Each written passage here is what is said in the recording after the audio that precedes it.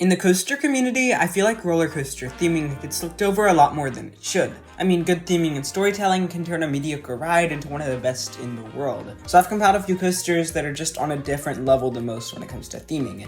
And we're gonna give them their review from 1 to 5 stars. Also, I'm not gonna talk about multiple coasters for one park or else we'd see a lot of Mickey on this list. Starting off the video, I wanted to talk about my highest bucket list coaster, Fly at Phantasialand. Set in the hidden steampunk city of Rookburg just off the streets of Berlin, Fly is a prototype Vekoma-launched flying coaster that makes its way through the land, soaring over pathways, dipping through theming, and launching to speeds of 49 miles an hour. Because of Phantasialand's loose article rules, there are no POVs of this ride, so I'll try to describe the experience to the best of my ability. The queue line begins outdoors, giving great views of the coaster while being surrounded by steampunk props. Once indoors, you go through a narrow hallway with blueprints showing you this new flying invention. You return outdoors one more time, now completely surrounded by the ride, before dipping and going down a flight of stairs into a dark room filled with pipes, steampunk animatronics, and projections. At this point in the queue, you have to put everything in a locker, so to be completely honest, I have no clue what happens from here to when you board the coaster, but I do know what happens on the coaster because of this one No Limits 2 coaster I found. So I'm gonna rapid fire through the elements one by one and then give my final thoughts on the ride. Basically, you launch into an overbank and then have a 0G roll. After this, you turn into an airtime hill, and you have an off-axis airtime hill, a turn, an S-bend, and then an overbank. Here you hit your second launch, this one being inclined. This hill looks to give great airtime. This turn looks fun, this turn looks fun, this turn looks fun, this turn looks fun, this inversion looks fun, this turn looks fun, this turn looks fun, this turn looks fun, and then guess what? This turn into the brakes, it looks fun. And that's the ride. I think it looks fun.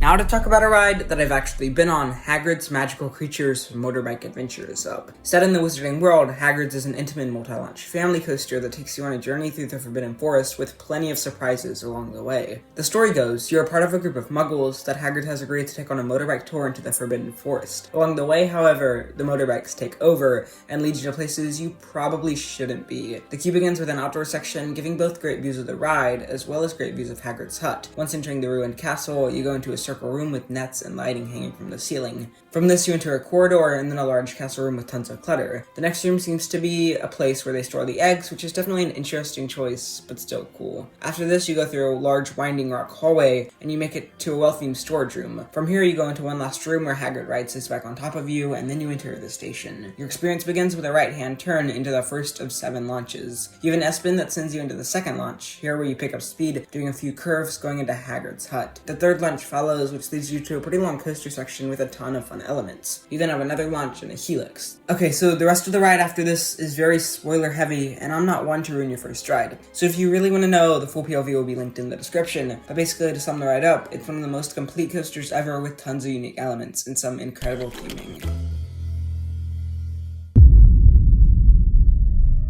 Yeah, there's no way I was gonna make a video about themed coasters and not include Disney. Expedition Everest is a Vekoma mine train set in the Himalayas. The story is basically that a group of 2 entrepreneurs are offering tourists the chance to take a train ride up to the top of the world, and to make it even easier for guests to get a chance to climb Everest, the entrepreneurs have made 3 separate ways to catch a train. You can reserve a journey ahead of time with FastPass+, you can show up without a reservation and just wait your turn, or those looking to travel solo can hope there's remaining seats to fill, aka Lightning Lane, Standby, and Single Rider Line. Man, Disney's clever. Anyways, your journey begins taking a leisurely stroll at the foot of the mountain as a way to welcome visitors to the tour. Soon after departure, however, you'll begin your journey up to the summit. On your way up, locals try to warn you about the dangers by showing you a Yeti shrine, but the train keeps on chugging all the way to the summit. At the peak, you find yourself face to face with a large piece of broken track. Like that, your tour comes to a halt, and there's only one way to go, that being backwards. The train spirals down a cavern before coming to a stop face to face with none other than the shadow of the same Yeti locals were warning you about just minutes ago. Now that we know that the Yeti's not only real, but just feet away, we have to escape the mountain. In one final attempt, the train accelerates forward and plummets down back to the base camp below. Unfortunately, you lose control and curve right back into the mountain. It's here where your big fear becomes a reality. The Yeti is right in front of you. The train makes one last effort to pick up speed, where you escape under the mythical beast just in time. Okay, wow.